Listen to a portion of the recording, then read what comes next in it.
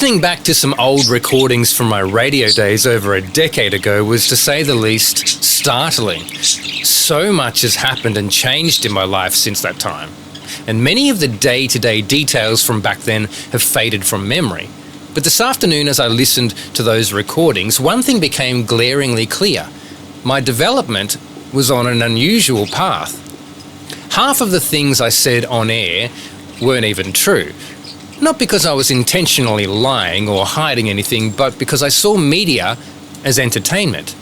For me, back then, the goal was to prioritise the entertainment factor. I embellished stories, created exaggerated or false positions, and leaned into shock value, irony, or the peculiar nature of certain ideas.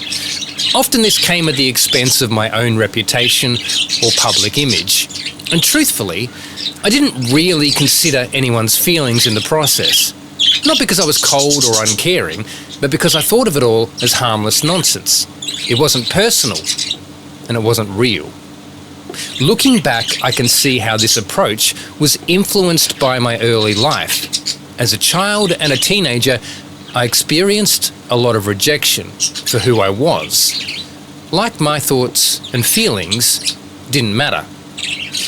That was the dynamic modelled to me, and without realising it at the time, I perpetuated it in my work, even subconsciously.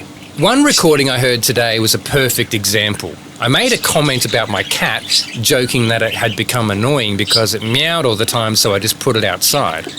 In reality, my cats were like my babies. I loved them deeply and gave them a lot of care. Though being married to my career, I can admit that I could have done better at giving them the life they deserved. Another clip was about migration to Mars. My co-host and I were joking about what we'd leave behind, and I casually said I'd leave my mum because she'd be too high maintenance up there.